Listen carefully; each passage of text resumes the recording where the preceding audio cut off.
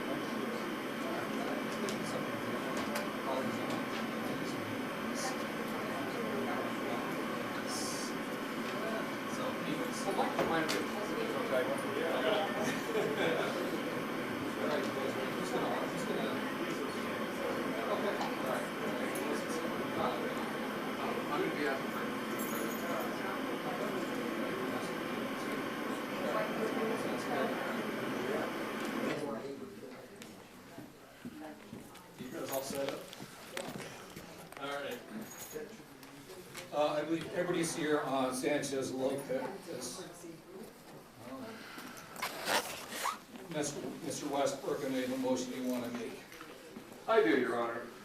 As I indicated to the court yesterday, via email with all parties on the email, I'm requesting a continuance of today's proceedings, and the reason for that is simple. About 36 hours ago, I don't know, my timeline is a little tough because I just got off an airplane from Oklahoma. About 36 hours ago, Metro filed a new supplemental briefing. I haven't had a chance to even read it, much less respond to it, and I want to file a response in writing, which I think is our right. All that it takes for continuance is good cause, and their late filing is my good cause. There's other reasons that I can present, but I want to start with that one. But that is simply the order that Judge Mendoza actually had. We actually have a written order now. Well, we have a written order that in no way binds this court, number one, and number two, I need to actually address what the power of that order is. And here's the thing, this came up before, and I'm actually surprised that Metro wouldn't just simply agree to the continuance in this case, since they've been asking for stays nonstop in all these cases. But here's the issue. When we were in front of Judge Mendoza, Metro filed their brief in that case, a 25-page brief with a bunch of exhibits, at 5:50 p.m. the day before the hearing. It wasn't served on us properly. I didn't get it until we appeared for oral argument and it was handed to me. I got somewhere between 20 and 40 minutes to read it. And we were in a situation there where I could not ask for a continuance to fully brief the issue, because my client had been ordered by the court onto medium-level house arrest. House arrest refused told the judge, we're not following your order, and said, but you can release him on house arrest. So he was pumped up to high-level house arrest in that case. The problem is that was going to interfere with his job, and he was afraid of losing his job. So I had to go forward then. Also, the sentencing was right around the corner in that case, and it would have damaged my client. I believe that was the case I'm thinking of. It would have damaged my client to have the sentencing continued, just because I'm briefing this issue. So I could not, in that situation, ask for a continuance to file a written motion. I got it with about 20 to 40 minutes to read it, and I went up there and argued this brand new issue that I had never seen before, with arguments I had never seen before, on a motion that I was never even served with, and did my best in front of the court. Now, subsequently, I asked the court for an opportunity to actually brief the case, and Metro opposed. So their argument was, you should have asked to continue it, and you should have asked to brief it. You didn't do that, and so we're going to oppose any opportunity to brief it now. Refer to the court. You talk about my court. I'm sorry, Judge Mendoza is what I'm talking about. Okay. Yeah, I'm talking about the other case, Judge Mendoza. I need to keep it straight. Yeah, I am. So, Okay. so I asked Judge Mendoza for an opportunity to brief it, and I filed a proffer after the hearing of arguments that I would have made had I not been shut down. There was also a lot of oral argument I was trying to make in that case that I was shut down on, and Judge Mendoza wouldn't hear. So I was denied the opportunity to brief it in front of Judge Mendoza, and their position was you should have asked for a continuance. Well, now we're in a similar situation today. They just filed something to the court. I have a right to reply in writing, and I'm asking for a continuance because my client's not in a situation where my request for a continuance will hurt him. So, This case is in front of the Nevada Supreme Court at this point, is it? yes, it is. With 3 other cases? Yes. And it's being argued in front of the Supreme Court. It is being argued in front of the Supreme Court. However, we've all agreed that the contempt issue is not moved. But that's what happened with Mendoza. She's in higher court, she discharged. Right, but she's not, she first of all, again, I need to address that in writing. If I'm not allowed a continuance to file a written brief, then I'm in the same situation here as I was in front of Judge Mendoza, and the court would be in a situation where you don't have the full information of the full law in order to hear this argument. And we want to avoid summary decisions. I mean, part of our complaint about what Metro is doing on Mr. Dickerson's advice is that they're making summary decisions behind closed doors, where nobody is present, there are no checks and balances, they don't even have a consistent format for rejecting or accepting people to their programs, they won't share the information with us, and we're not allowed to appear and present our case. And what they want to do is turn courtrooms into the little back rooms where they make their decisions. Is this the motion to continue, Your Honor? Yes, it is. Yeah. What is this nonsense? It's my motion, okay, well, I appreciate you calling it nonsense, Mr. Dickerson. I know you think due process is nonsense, but I happen to disagree with I you. just think that your diatribe here is nonsense. Thank you. Here's For your the thing. Like every other lower court, I follow the upper courts. Whatever the higher courts tell me to do, whatever they're doing, I'm gonna follow what they're doing. I mean, she did discharge it. I mean, it took a while to get a written this wasn't filed until the 13th of this month. Right. That was given to me by Metro, but she did discharge it of this is not the exact same issue, but it's adjacent to the issue in front of me. I mean, it's all in the same ballpark. Given that's what Judge Mendoza did, and she's a district court judge, I'm a justice court judge.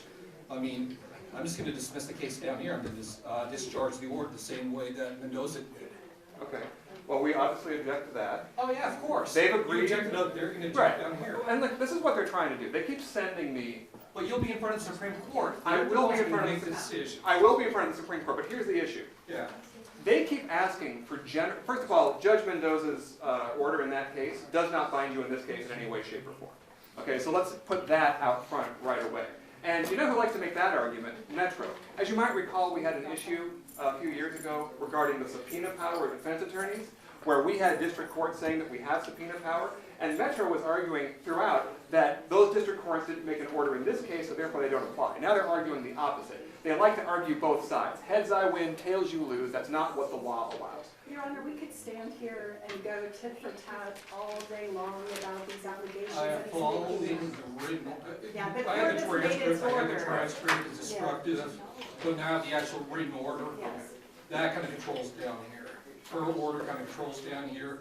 If anybody wants to make records, You're welcome to make records, given what Judge Mendoza ruled or her order. I'm discharging this. So if anyone wants to make a record, you're welcome to. But yeah, I'm discharging it. Well, Your Honor, I'm in the middle of the record right here. Okay. Okay. And this is my record. Okay. That is a violation of due process. They have agreed that the issue of contempt is not moot.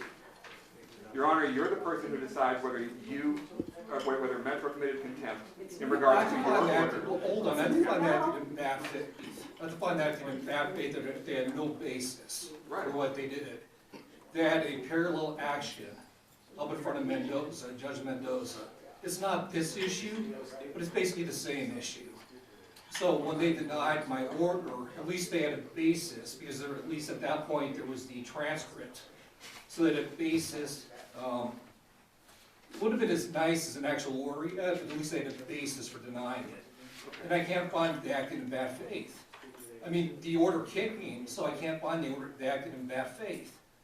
Okay. So, I mean, I'm discharging this. Well, Your I'm not Honor- going to find any kind of contempt. Thank you, Your Honor, Thank you you, Your can Honor, find, because that is a discretionary decision of this court. I know, I read the order further. Your Honor, Okay.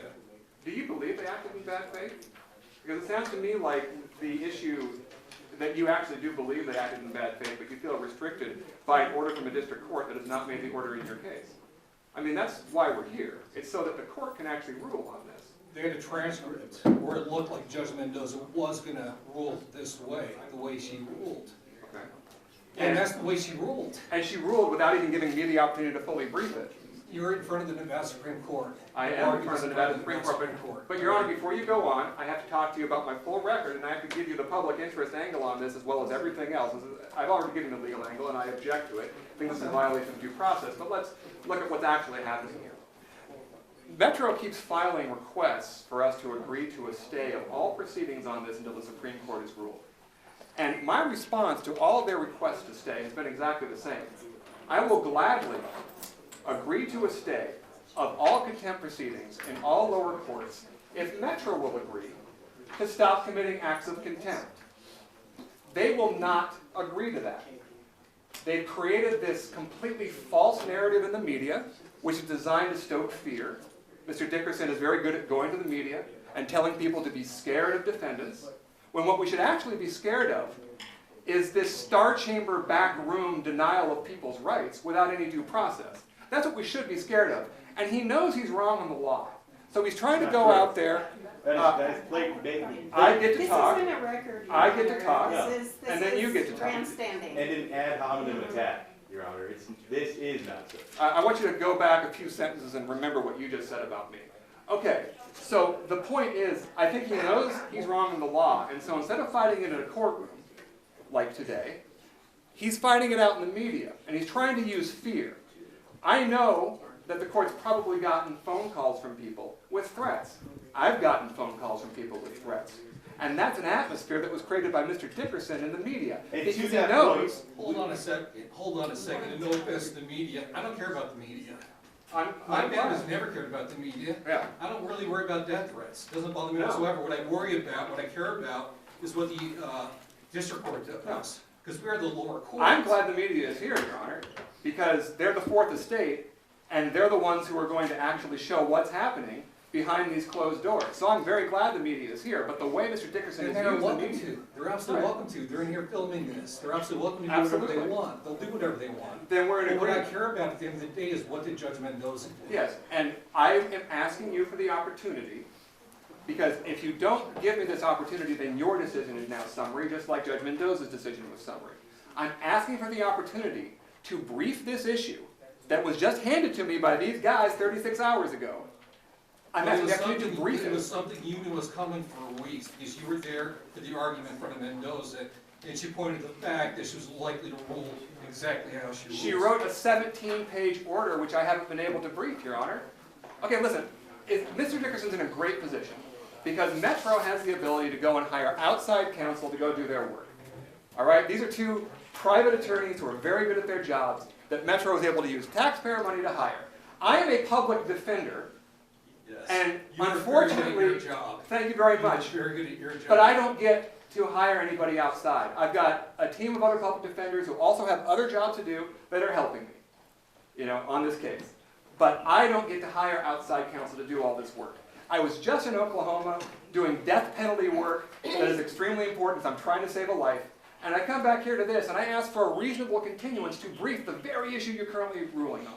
And if you rule on it without giving me the opportunity to brief it, then it's another denial of due process and it's a summary order. And my question is, what is the harm in letting me present my case?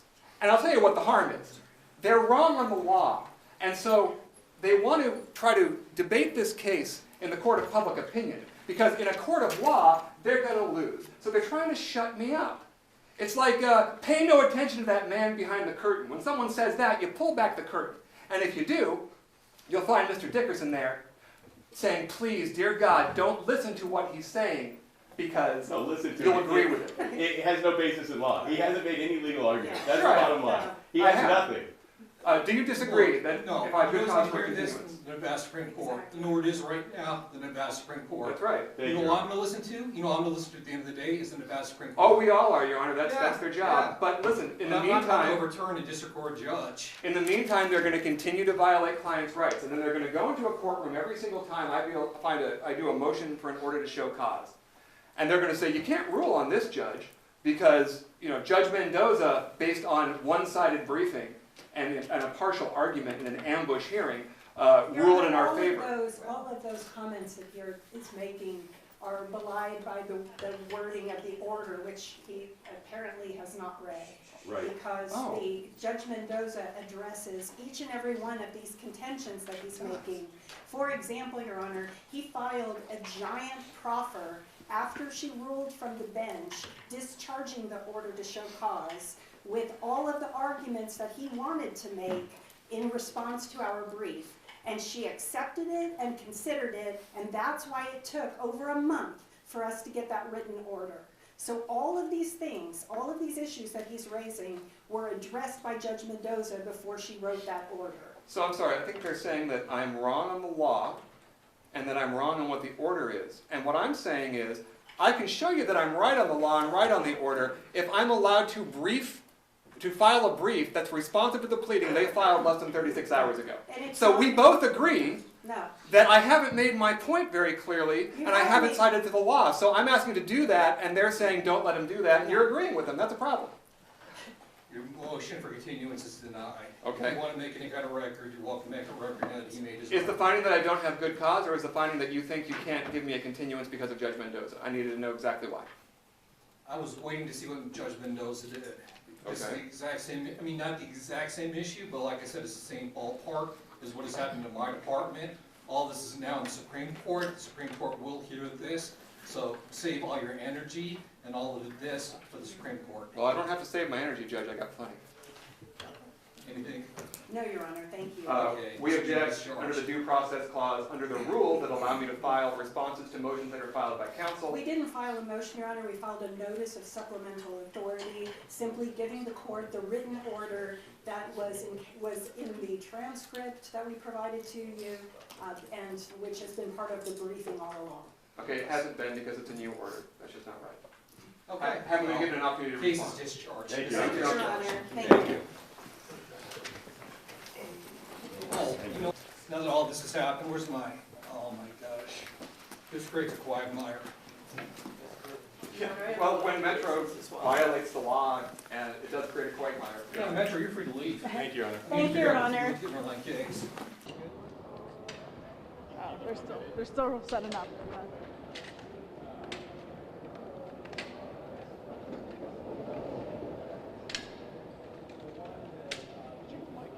Check, check, check.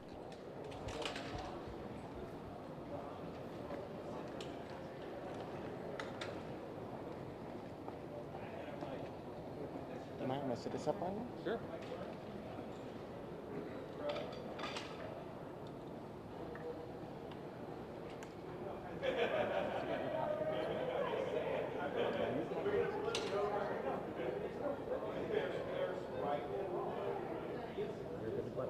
Great, I'll put this stuff away. Sure. Well, I don't get get the ice cream cone, Mike? That's No. the one I like. That's why I'm going to stand right next to you. It's on the TV. Anyone need white balance? Yeah, I'm good. Good? Good audio? Gucci? Ready to rock and roll? All right, Mr. Westbrook, just so we have for the record your first time. I think it was very heated in particular. You know, what you saw what happened up there, and I hope that you'll publicize a huge portion of what was said up there. Because I think that what's happening now in the way that Mr. Dickerson has been using the media, and I do say Mr. Dickerson, because this is a statute that's been around for 34 years. And to my knowledge, it's never been interpreted like this. And I recall when Governor Lombardo was sheriff, and I thought he was an excellent sheriff. I don't recall him ever trying to do this.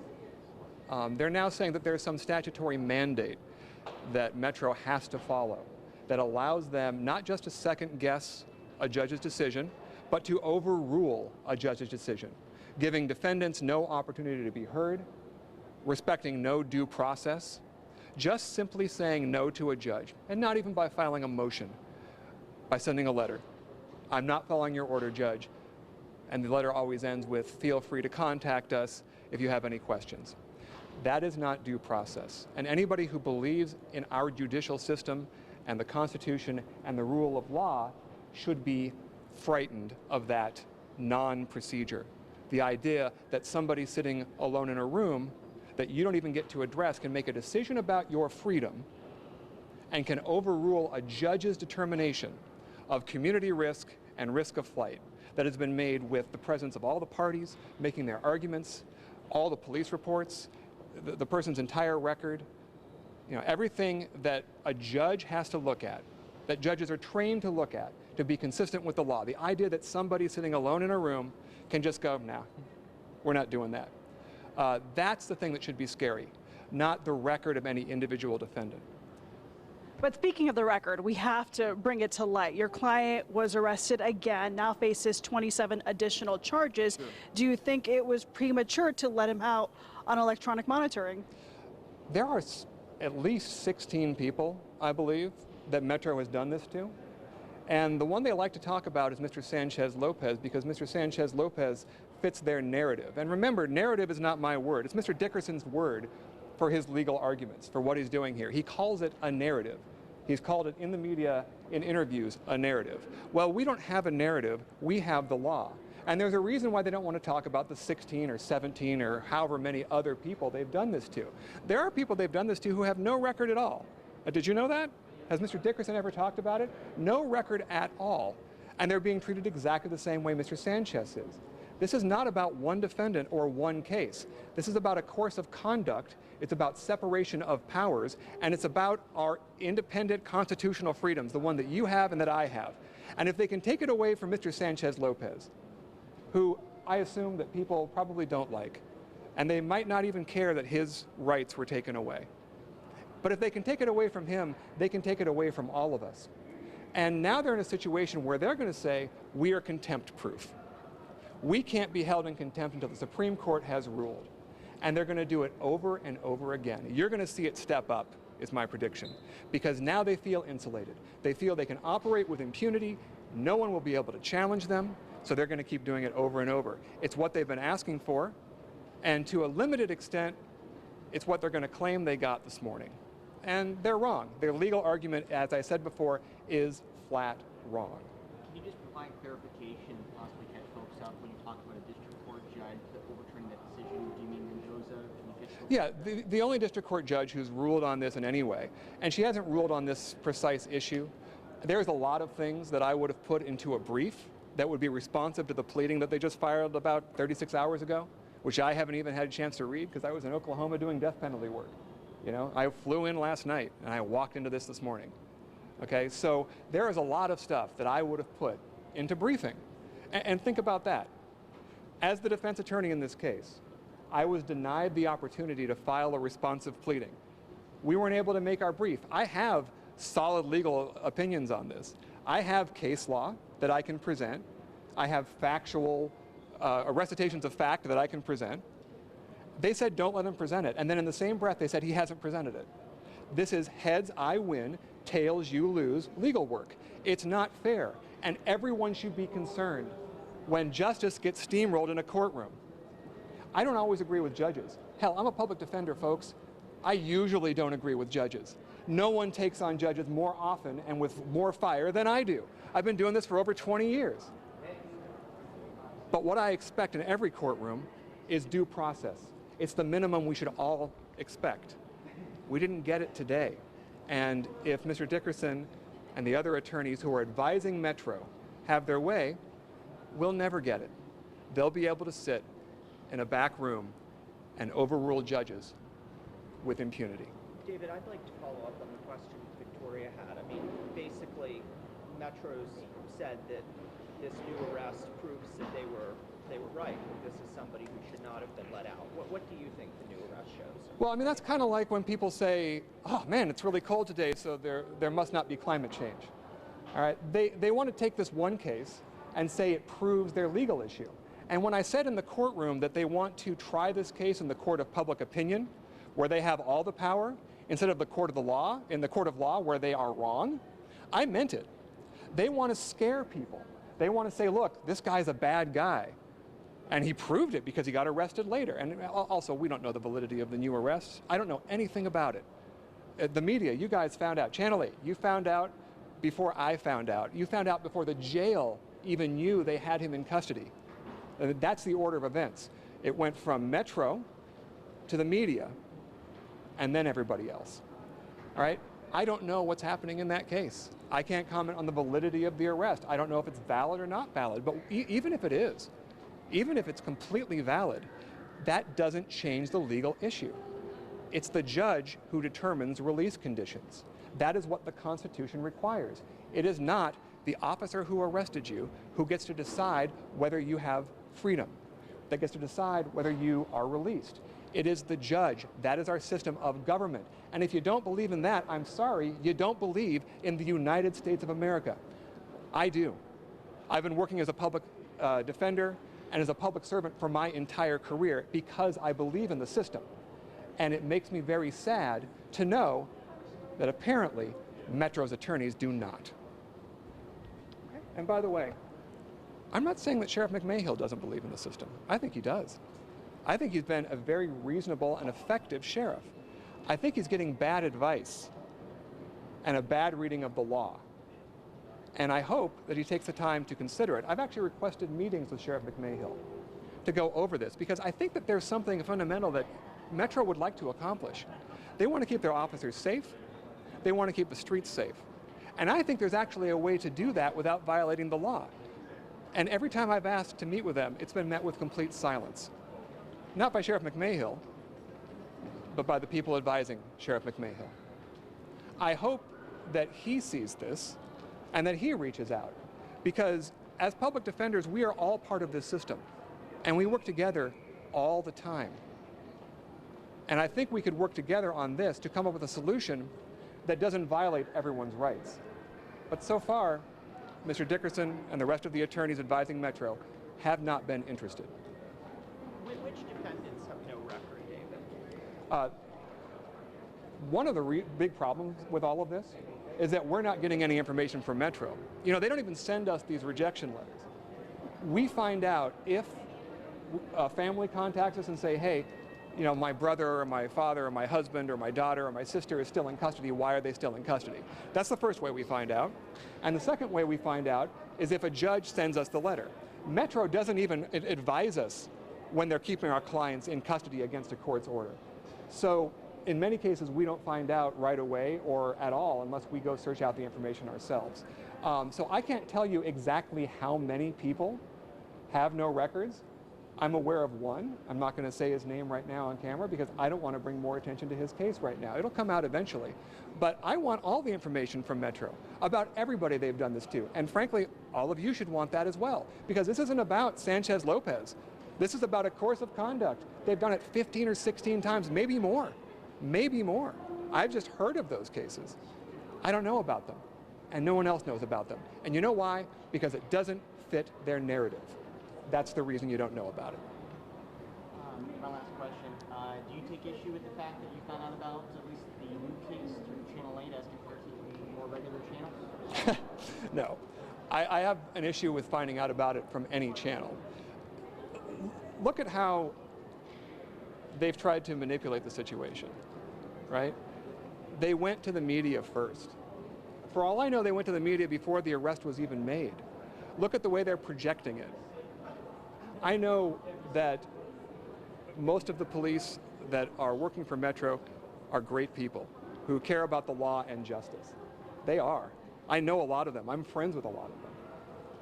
What's happening now, though, is you have advisors to Metro. I believe Mr. Dickerson is trying to raise his public profile. I think he likes to see himself on camera. Maybe someday he wants to be the district attorney. Maybe he has greater ambitions. My only ambition is to do my job. And when I see Metro informing the media before informing the attorneys, the judge, before the jail even knows that this guy is in custody, then I think it's proof of exactly what I'm saying. They want to try this in the court of public opinion and not in a court of law. And that should worry everybody, because we all have jobs to do, and we all have process that should follow, and nobody should be above that law, not even the attorneys who work for the Metropolitan Police Department. Thank you.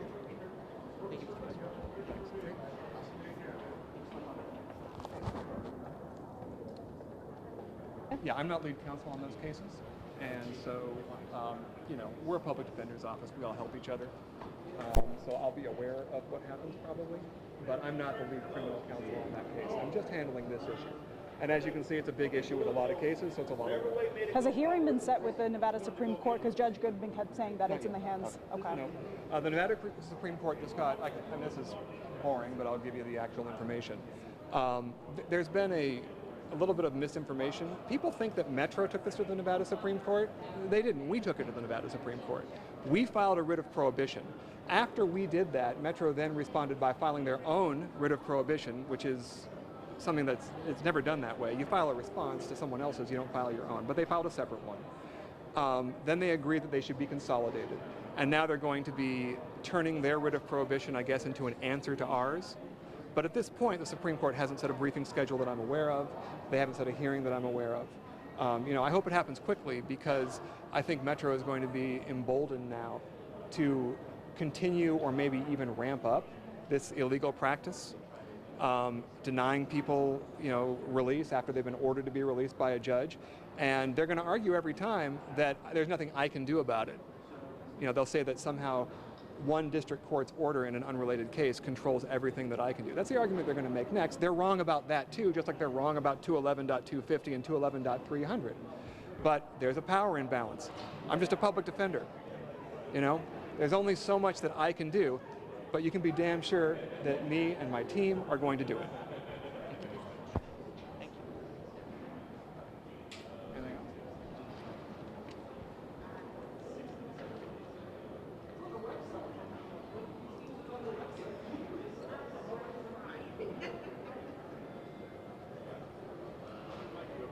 Yeah, go ahead.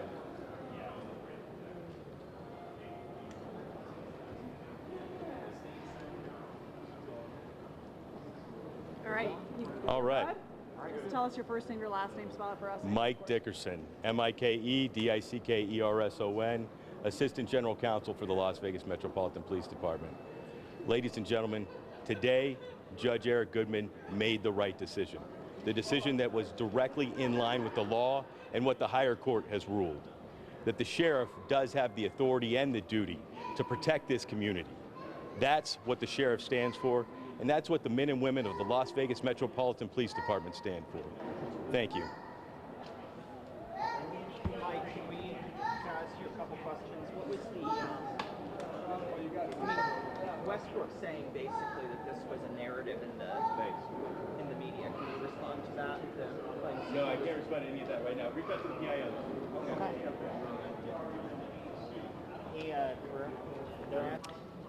Joshua Sanchez-Lopez, the man in the center of all of this, was a no-show in court, but that didn't stop the hearing from getting heated.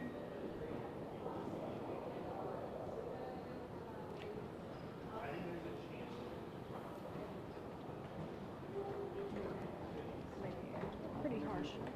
Whenever you're ready. Okay, wait, let me think. Okay, hold on. Let me recite it to 3, 2, 1. Joshua Sanchez-Lopez was a no-show in the courtroom, but that didn't stop the fireworks between the attorneys on both sides and the judge. One more time. Sorry. 3, 2, 1. Joshua Sanchez-Lopez was a no-show in court, but that didn't stop the fireworks between the attorneys on both sides and the judge.